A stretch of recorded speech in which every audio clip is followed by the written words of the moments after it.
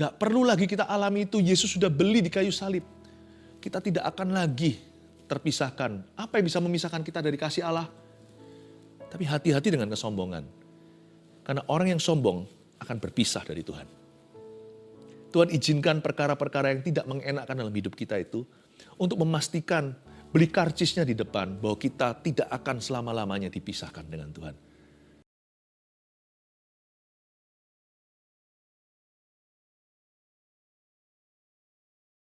Nangis di ranjangnya minggu ini. Ada orang-orang tertentu di antara keluarga Saat Teduh yang sedang putus pengharapan, yang hatinya berbeban berat, yang letih lesu jiwanya. Tuhan tahu, suruh saya beritahukan bahwa Tuhan melihat saat Anda menangis sendirian. Ada yang menangis dalam keadaan berlutut, ada yang duduk, ada yang berbaring. Tuhan lihat semuanya. Air matamu kutabung dalam kirbatku, kata Tuhan. Saat kau lemah, aku Tuhan kuat di dalam hidupmu. Bapa, sampaikan sabdamu, sembunyikan hambamu di balik salibmu. Dalam nama Yesus. Amin. Praise the Lord. So surprising, mengejutkan kadang-kadang apa yang Tuhan nyatakan. Dengan jelas Roh Kudus suruh saya beritahukan bahwa Tuhan melihat. Tanpa saya melihat apa-apa, suara sepoi-sepoi bahasa itu berbicara dengan sangat jelas bahwa Tuhan Yesus sayang umatnya. Hati yang hancur, jiwa yang patah remuk, tidak kau pandang hina ya Tuhan. Kalau itu adalah Anda yang dimaksudkan, Anda tidak usah tanya apakah saya.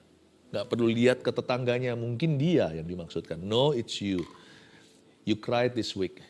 Anda menangis minggu ini, sendirian, nggak ada orang yang tahu kepedihan hatimu, nggak ada yang bisa menyelami hati. Tapi Tuhan bisa, kata Tuhan tinggal di hatimu. Kalau Anda lemah, hari ini Tuhan akan kuatkan ya. I pray in Jesus' name God will comfort you. Tuhan yang akan menghiburkan. Saya nggak tahu apa yang membuat Anda gelisah, tapi tentunya dalam Kristus ada solusinya. Waktu kita lemah, Dia kuat. Itu dulu kita imani. Kita percaya bahwa itu benar. 2 Korintus 12, ayat yang ke-7-10 saya bacakan. Dan supaya aku jangan meninggikan diri, kata Paulus, karena pernyataan-pernyataan yang luar biasa itu, maka aku diberi suatu duri di dalam dagingku, yaitu seorang utusan iblis untuk menggocok aku, supaya aku jangan meninggikan diri. Tentang hal itu aku sudah 3 kali berseru kepada Tuhan, supaya utusan iblis itu mundur daripadaku. Tetapi jawab Tuhan kepadaku, cukuplah kasih karuniaku bagimu. Sebab justru dalam kelemahanlah kuasaku menjadi sempurna. Sebab itu terlebih suka aku bermegah atas kelemahanku, supaya kuasa Kristus turun menaungi aku. Karena itu aku senang dan rela di dalam kelemahan, di dalam siksaan, di dalam kesukaran, di dalam penganiayaan dan kesesakan oleh karena Kristus. Sebab jika aku lemah, maka aku kuat.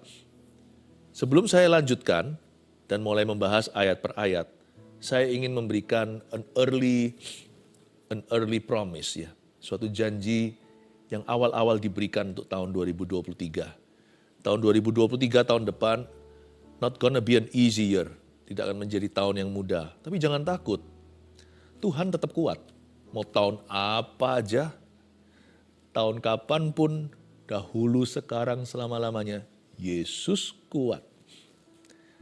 Kalau kita lemah, Dia kuat. Kita lebih lemah, Dia lebih kuat. Jadi Yesus gak bisa lemah, semakin kuat.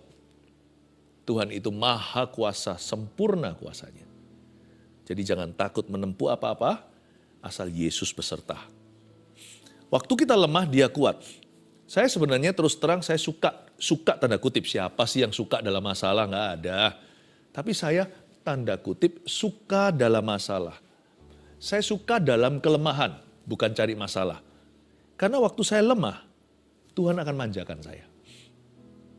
Kita baca sekarang dari Rasul Paulus. Rasul Paulus mengalami sebuah kelemahan, ahli teologi tidak tahu apa tepatnya. Tetapi memang tidak dituliskan duri dalam daging yang kita baca tadi itu, persisnya apa sih? Tidak sama sekali dituliskan dalam cerita.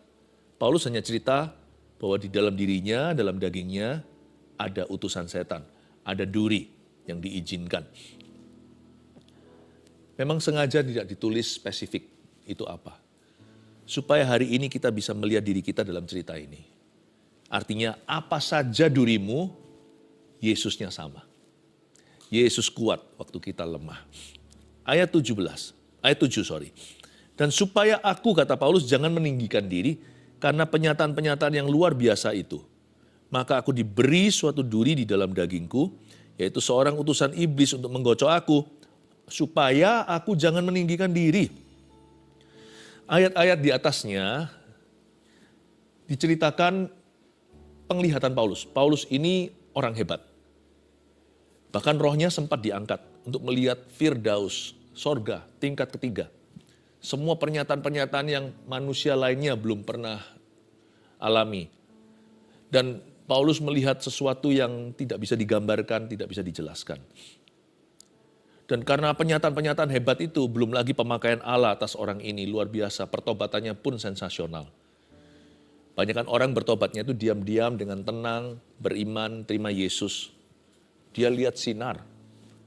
Ini orang boleh dikatakan istimewa. Tapi hari ini, waktu dia menulis ini, dia mengalami sesuatu. Ada sebuah duri di dalam dagingnya. Ternyata Paulus sama dengan kita. Dia manusia biasa seperti Elia. Waktu kita lemah itu adalah kesempatan yang baik sekali untuk kita merendahkan hati. Kita jadi sadar bahwa semua berkat ini adalah milik Tuhan. Segala pengurapan pemakaian itu milik Tuhan. Kita ini bukan apa-apa, bukan siapa-siapa. Biasanya orang cenderung lupa kalau berada di atas. Tapi waktu dia berada di bawah, dia sadar bahwa dia hanyalah manusia. Sebenarnya kelemahan itu bukanlah musuh kita. Musuh kita terbesar adalah kesombongan. Dan Tuhan tahu, hanya Tuhan yang tahu, kita ini bisa sombong hingga titik apa. Hanya Tuhan yang tahu kapan kita bisa menyombongkan diri. Kita nggak tahu. Tapi Tuhan tuh membaca kita. Tuhan tahu hati kita.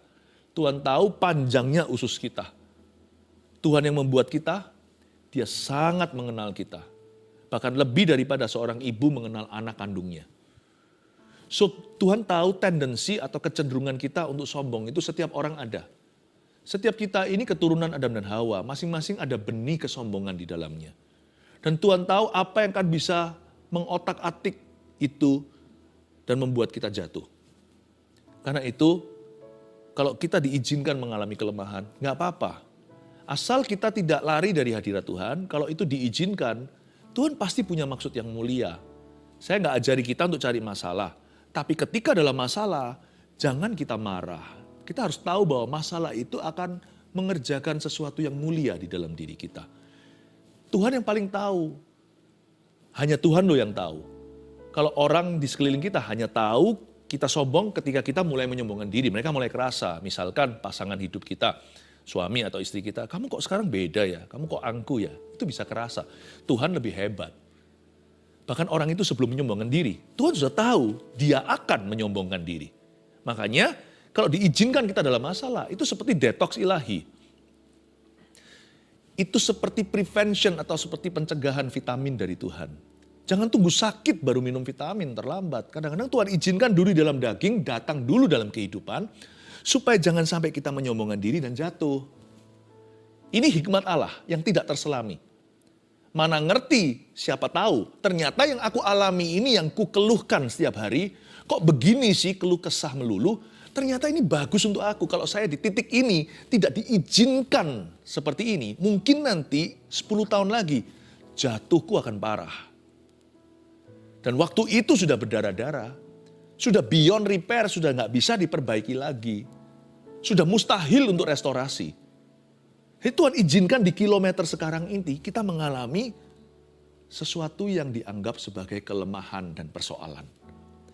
Ternyata nanti suatu hari kalau kita di sorga, kalau di rewind, diputar ulang ke belakang, kita baru memahami, oh gitu. Ini loh jalur hidupmu itu bisa salah nantinya. Maka aku izinkan demikian. Di titik ini kamu digocoh oleh sesuatu. Supaya kamu bergantung kepadaku. Because God is all love. Tuhan itu kasih. Dia nggak mau berpisah sama kita. Tuhan nggak suka perpisahan dengan anak-anaknya. Tirai itu kan dirobek dari atas ke bawah. Berarti Allah dan manusia menjadi satu dalam Kristus. Tidak mau pisah lagi, Eloi Eloi lama sabaktani. Allahku, Allahku, mengapa kau meninggalkan aku? Gak perlu lagi kita alami itu, Yesus sudah beli di kayu salib. Kita tidak akan lagi terpisahkan. Apa yang bisa memisahkan kita dari kasih Allah? Tapi hati-hati dengan kesombongan. Karena orang yang sombong akan berpisah dari Tuhan. Tuhan izinkan perkara-perkara yang tidak mengenakan dalam hidup kita itu untuk memastikan beli karcisnya di depan bahwa kita tidak akan selama-lamanya dipisahkan dengan Tuhan. Makanya sekarang saya ngerti kenapa Paulus ngomong begini. Dan supaya aku jangan meninggikan diri karena penyataan-penyataan yang luar biasa itu, maka aku diberi, maka aku diberi suatu duri. Kata aku diberi itu gift, kado. Aku dikasih kado, dikasih duri dalam dagingku. Ini orang mikir apa sih? Gak ada setahu saya di seluruh dunia orang kena masalah dan berkata, aku dikasih kado sama Tuhan. Bukan berarti Tuhan berbuat jahat ya. Please jangan salah tafsirkan. Duri dalam daging atau utusan iblis ini bukan berarti Tuhan kasih kita setan. Enggak. Tapi kalau Tuhan izinkan, setan langsung lompat. Sekali Tuhan buka pintu, dia langsung sikat. Tapi kalau Tuhan buka pintu sedikit, itu bukan untuk menghancurkan kita. Sekalipun setan langsung melompat, masuk ke kehidupan kita, menggocok kita dengan permasalahan, mengintimidasi kita, menekan, melawan, seolah-olah seketika kita seperti bisa dihentikan, dipukul mundur. Kalau Tuhan izinkan, meskipun itu perbuatan setan, saya percaya Allahku pegang kendali, bukan iblis. Tuhan yang pegang setirnya, bukan setan. Kalau setan berbuat jahat kepada kita, Tuhan akan memakai itu untuk berbuat baik kepada kita. Dan hasil akhir yang Tuhan cari terlebih dahulu adalah kerendahan hati. Supaya kita itu bisa bersandar penuh kepadanya. Duri dalam daging, kata duri ini dalam bahasa Yunaninya adalah skolops. Ini bukan sekedar thorn atau duri yang kecil. Pernah nggak masuk dulu ujung pensil? Waktu saya kecil pernah tuh, karena saya nakal. Ketusuk ujungnya di dalam situ. Cukup lama. Itu bukan duri yang kecil yang menyebabkan iritasi. Bukan duri yang kecil yang minor. Kata skolops itu duri di dalam dagingku. Duri itu artinya seperti pakunya tenda kemah itu. Kalau orang berkemah ada pakunya kan. Dok, dok, dok, dok, dok dipaku ke tanah. Supaya tendanya bisa berdiri. Kata skolops atau duri itu bukan duri kecil. Sesuatu yang lancip. Yang bisa mengganggu kita sedikit. Bukan. Tetapi itu adalah paku tenda yang besar. Ini bicara tentang big problem. Problema yang besar. Yaitu seorang utusan iblis untuk menggocok aku supaya aku jangan meninggikan diri. Diulang lagi. Permulaan ayat supaya aku jangan meninggikan diri. Akhir ayat ditutup dengan supaya aku jangan meninggikan diri. 2 kali Paulus itu diberi peringatan sama Tuhan. I don't want you to be arrogant. Aku tidak mau akhirnya kamu jatuh Paulus. Sebab aku tidak mau pisah sama kamu. Kata Yesus. Makanya aku beri kamu satu kado ini. Aku izinkan sesuatu. Supaya kamu selalu bergantung kepadaku. Please know the mind of God in your life. Kenali pikiran Allah. Tapi terlebih dahulu percaya karakternya. Bahwa dia tidak pernah jahat dalam kehidupan kita. Tentang hal itu, aku sudah 3 kali berseru ayat 8 kepada Tuhan. Supaya utusan iblis itu mundur daripadaku.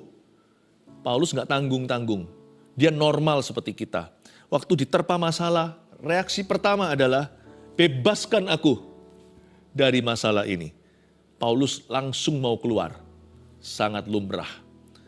Paulus berkata, aku sudah 3 kali berseru sama Tuhan. Kenapa dia berseru berkali-kali? Dia passionate, dia bergairah untuk segera keluar dari persoalan. Sama seperti kita. Tapi dia 3 kali berdoa bukan sebagai pratanda bahwa dia kurang iman. Ada orang berkata kalau doa sekali aja cukup. Kalau 2 kali udah gak beriman. Enggak juga sih. Tuhan suruh kita bertekun dalam doa ya kan. Jangankan Paulus. Yesus di Getsemani berdoa 3 kali. Doa yang sama diulang-ulang. Tuhan Yesus. Meskipun Yesus bukan takut pakunya. Bukan takut paku tenda atau paku kemahnya. Yang Yesus waktu itu gelisah adalah karena ia akan berpisah dengan Bapa. Terbukti lewat seruannya, Eloi, Eloi, lama sabachthani, yang artinya Allahku, Allahku, mengapa engkau meninggalkan aku. Itu yang ditakutkan. Tapi reaksi ke satu ketika kita berada dalam persoalan adalah, I want to get out. I want to get out already. Aku mau keluar, aku mau check out. Belum check in, baru check in udah langsung mau check out. Kayak orang kalau masuk ke hotel, hotelnya itu nggak pas kamarnya, dia nggak suka atau bau rokok. Dia langsung komplain ke resepsionis dan berkata, aku mau ganti. Baru check in langsung mau check out. Tukar kamar. Itu reaksi yang normal. Paulus juga alami yang sama. Don't feel bad. Jangan rasa bersalah kalau Anda juga seperti itu. Saya juga seperti itu. Tapi kali ini Tuhan jawabannya beda. Berkali-kali kalau Paulus teriak sama Tuhan langsung dijawab. Ini sampai 3 kali. Jawabannya Tuhan tidak sesuai dengan aplikasi. Tidak sesuai dengan ekspektasi kita. Tentang hal ini, aku sudah 3 kali berseru kepada Tuhan supaya utusan iblis itu mundur daripada aku. Ayat 9. Tetapi jawab Tuhan kepadaku. Wah, sudah kata tetapi jawab Tuhan kepadaku. Berarti God has a different idea. Berarti Tuhan punya rencana yang lain. Lalu kata Tuhan seperti ini, cukuplah kasih karuniaku bagimu. Sebab justru dalam kelemahanlah kuasaku menjadi sempurna. Sebab itu aku terlebih suka bermegah atas kelemahanku supaya kuasa Kristus turun menaungi aku. Kenapa kita disuruh rendah hati? Petrus berkata begini, bukan Paulus, ini rasul yang lainnya. Rendahkan dirimu di bawah tangan Tuhan yang kuat supaya, tujuan rendah hati bukan supaya kita rendah diri. Tujuan rendah hati adalah supaya kita diangkatnya. Supaya kamu ditinggikannya. Paulus ini mengalami ini bukan supaya runtuh. Dia alami ini supaya kuasa Tuhan jadi sempurna dalam hidupnya. Dia akan mengalami pernyataan kuasa Allah. Siapa bilang kalau Tuhan akan biarkan kita digocoh sama setan. Seperti bangsa Israel dalam sejarah perang mereka. Ketika mereka dicari gara-gara malah mereka dapat tanah. Gara-gara perang itu akhirnya harus ada pihak yang kalah. Yang pihak yang kalah harus serahkan tanahnya.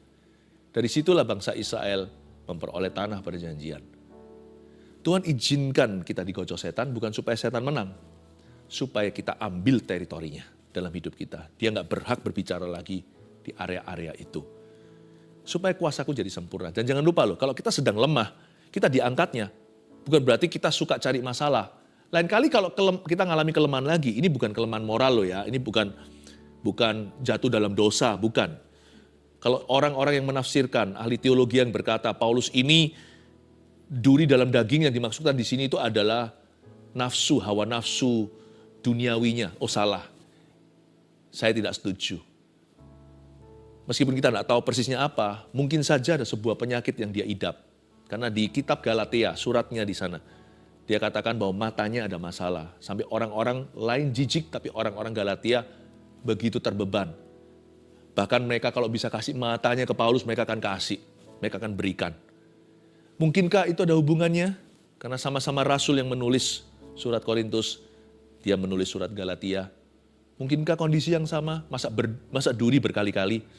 Saya nggak tahu, tapi penjelasan yang paling mungkin, yang paling masuk akal adalah adalah sakit penyakit yang dia idap. Ini bukan hawa nafsu ya.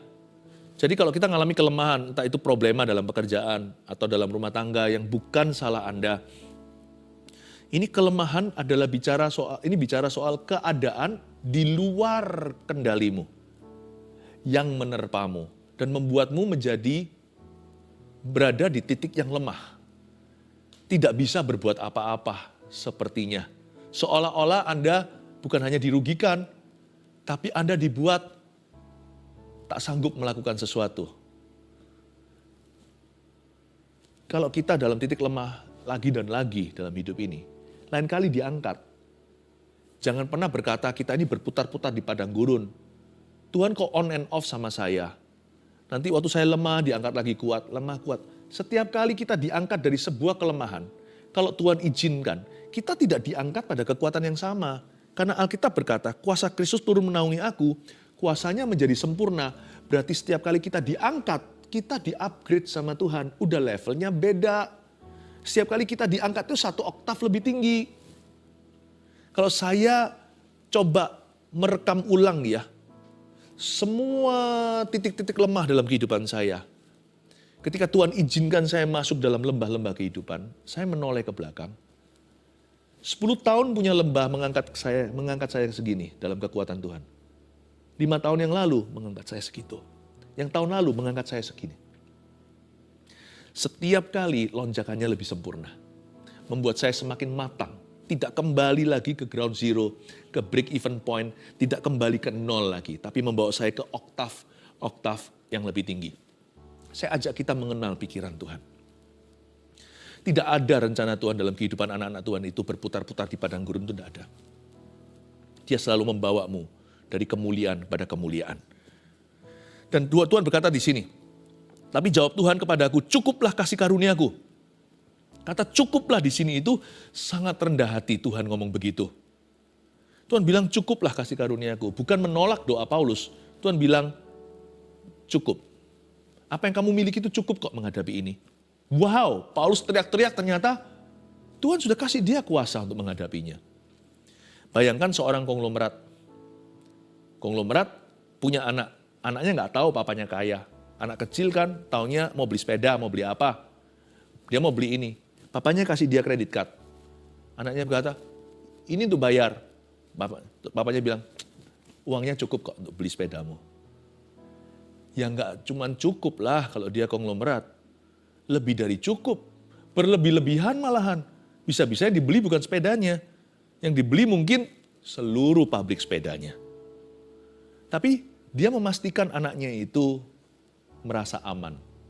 Merasa didukung. Dia berkata, nak ini pakai kredit card papa.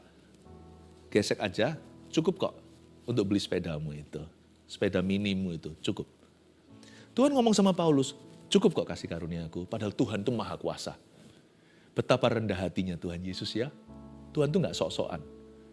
Dia gak pakai kuasanya berlebihan. Kalau Tuhan merasa ini cukup. Kedua, Tuhan ajari Paulus untuk modest, untuk rendah hati. Tuhan ajari dia untuk mencukupkan diri. Konglomerat ini tadi, lagi dalam ilustrasi. Lagi makan misalkan dimsum. Dia pilih-pilih, anaknya mau pilih semuanya di menu. Ini pak, setiap halaman ditunjuk 10. Setelah dia tunjuk, lalu dia tutup, papanya tutup dengan gentle, dengan lemah lembut. Terima kasih, saya rasa sudah cukup pesanan kami.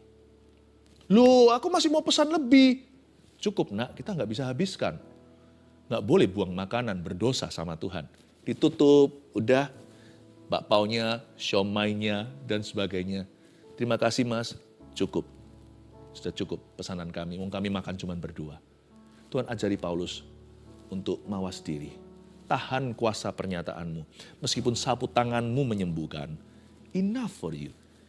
Yang Tuhan kuatkan kali ini, yang Tuhan lakukan kali ini bukanlah mengambil bebannya Paulus. Tuhan kali ini menguatkan pundaknya untuk memikul beban itu. Tuhan bilang enough, cukup.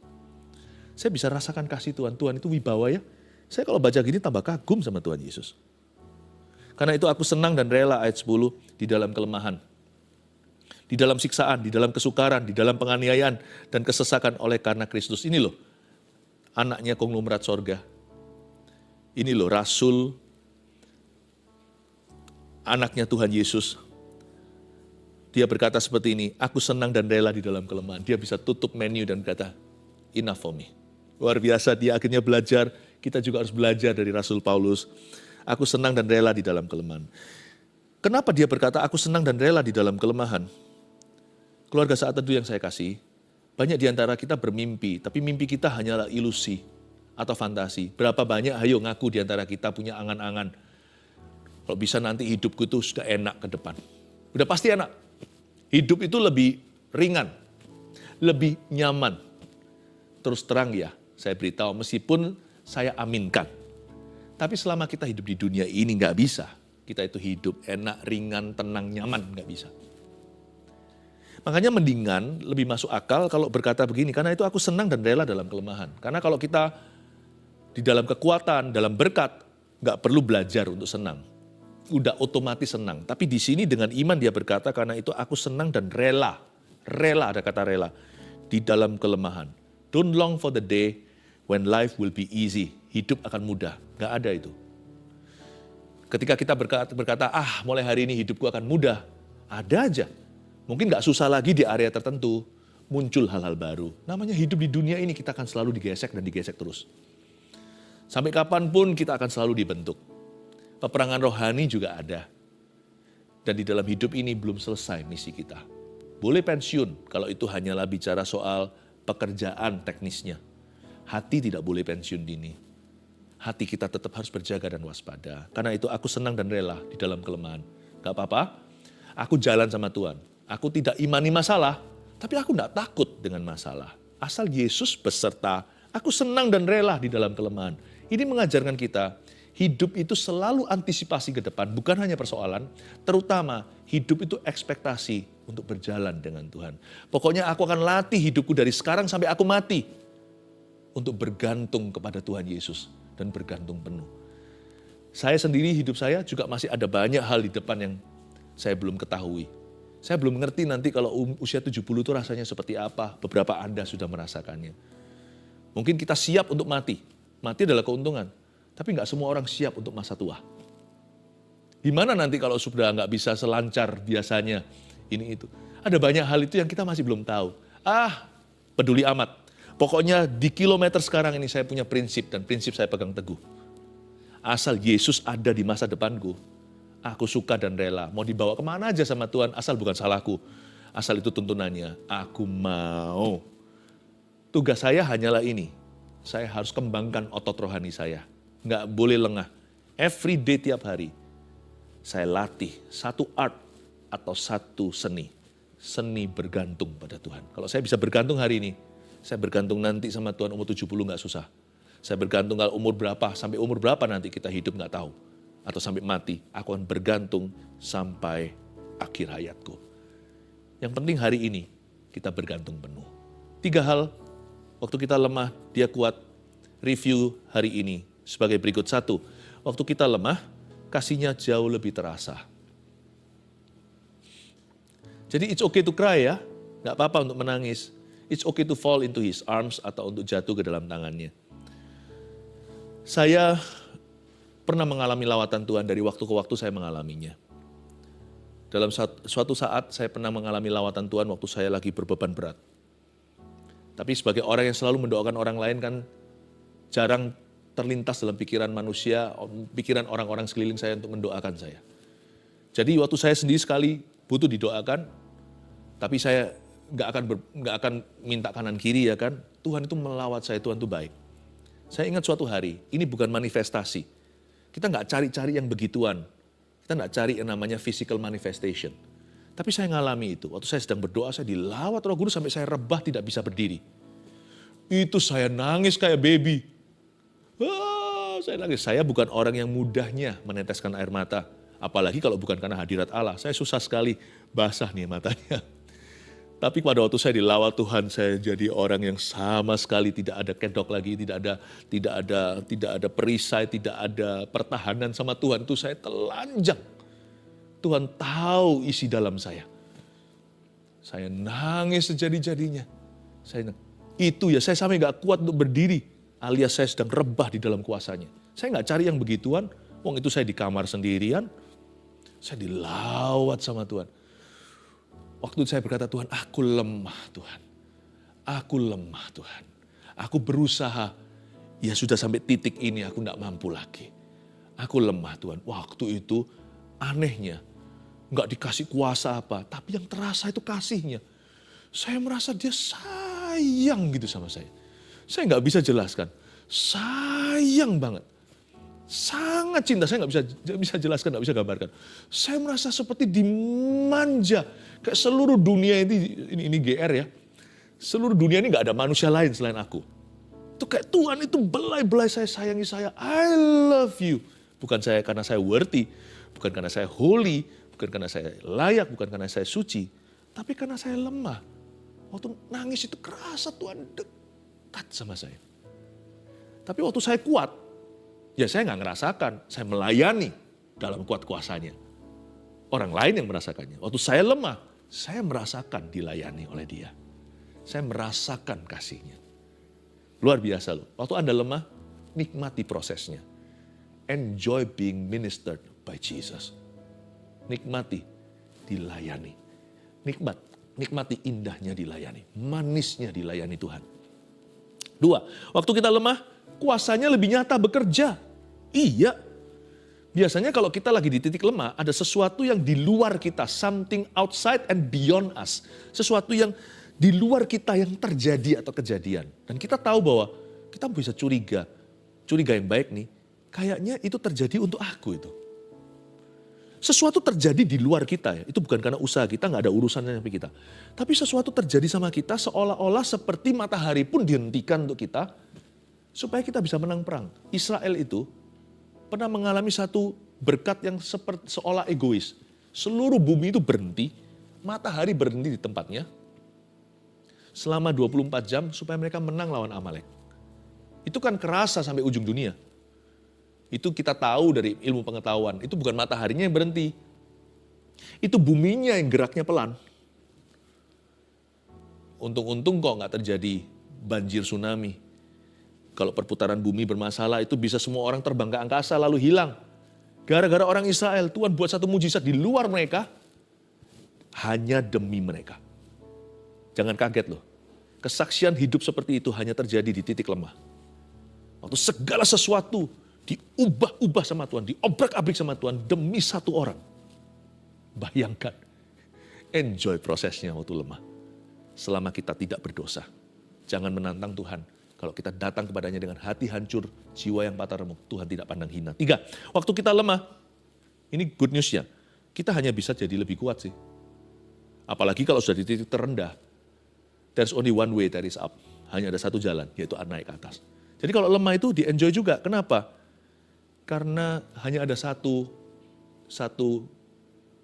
cara, hanya ada satu hal lagi yang tersisa, yaitu Tuhan harus menguatkan Anda. Tuhan tidak mengangkat beban kita selalu, tapi Tuhan akan menguatkan pundak kita untuk bisa mengangkatnya. Itu yang terjadi sama Paulus. Waktu kita lemah dia kuat 3 hal ini. 1, waktu kita lemah kasihnya jauh lebih terasa. 2, waktu kita lemah kuasanya lebih nyata bekerja. 3, waktu kita lemah kita hanya bisa jadi lebih kuat. Haleluya. Yang diberkati Tuhan, mari mengangkat tangan. Biar Tuhan memberkatimu dan Tuhan menguatkan jiwamu. Biar imanmu semakin teguh, pengharapanmu menyatu dengan janji-janji Tuhan dalam firman-Nya. Terimalah damai sejahtera dari Allah Bapa, Allah Anak, Allah Roh Kudus menyertai keluarga saat teduh yang amat sangat dicinta di dalam nama Yesus. Haleluya. Amin.